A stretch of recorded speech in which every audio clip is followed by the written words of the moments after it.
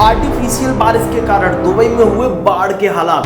रेगिस्तान में क्यों हुई इतनी बारिश? इस तरीके की न्यूज आपको सोशल मीडिया पर भर भर के मिल जाएंगी। जहां देखो आर्टिफिशियल बारिश, आर्टिफिशियल बारिश, आर्टिफिशियल बारिश। तो दोस्तों ये आर्टिफिशियल बारिश होता क्या है, सब आपको डिटेल्स में इस वीडियो में बताऊंगा।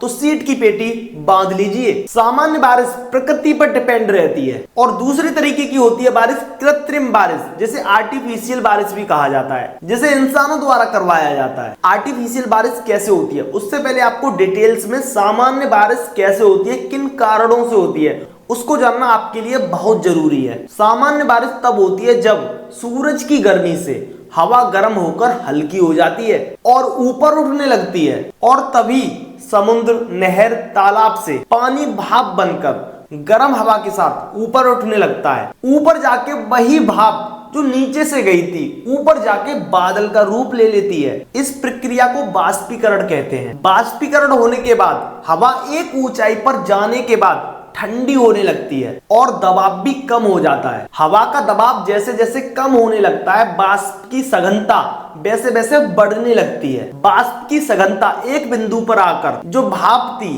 वो तरल रूप में परिवर्तित होने लगती और इस पूरे प्रक्रिया को संघनन कहते हैं। संघनन जैसे जैसे बढ़ता है वैसे वैसे वर्षा की बूंदें भी और बड़ी होने लगती हैं। बाहर के कारण अब वो बूंदें ज्यादा देर तक आसमान में टिक नहीं पाती और वर्षा के रूप में धरती पर गिरने लगती। अब आप सामान्य वर्षा कैसे होती है वो तो समझ गए होंगे। उसके बाद आपको संघनन होने की कंडीशन को समझना होगा। अगर आप इस प्रोसेस को समझ गए तो कृत्रिम बारिश को समझना बहुत आसान हो जाएगा आपके लिए। वाटर वेपर को वाटर में बदलने के लिए, संघनन का प्रोसेस होने के लिए नॉन गैसेस सरफेस की जरूरत होती है। अगर ये नॉन गैसेस सरफेस नहीं मौजूद होगी एटमॉस्फेयर में तो भाई संघनन होगा ही नहीं और ना ही वर्षा होगी। अब आप मुझसे कहोगे जो आपने पहले बताया था कि संघनन जैसे जैसे बढ़ता है वैसे वैसे वर्षा की बूंदें बड़ी होने लगती हैं। वहां तो कोई सरफेस था ही नहीं तो संघनन कैसे हो रहा था ऊपर? दोस्तों जो छोटे छोटे धुएं के कण होते हैं और अंतरिक्ष से आने वाले सूक्ष्म, जो नॉर्मल आंखों से आपको दिखाई नहीं देते, सूक्ष्म उल्का पिंड,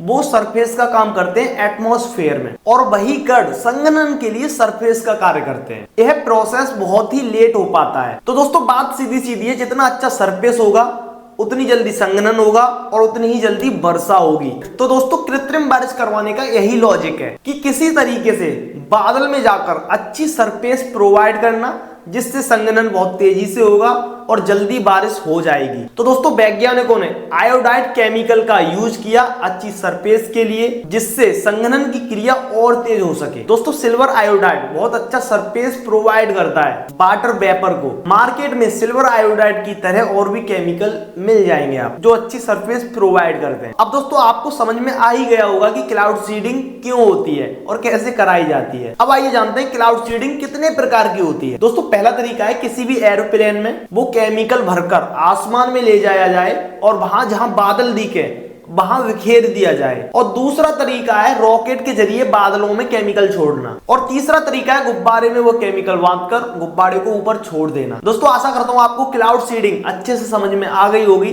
अगर अभी भी कोई दिक्कत आ रही हो समझने में तो प्लीज कमेंट जरूर करिएगा और ऐसी इंटरेस्टिंग वीडियो में आपके लिए लाता रहता हूं। तो मिलते हैं नेक्स्ट वीडियो में नेक्स्ट फैक्ट के साथ। जब तक के लिए दोस्तों राम राम।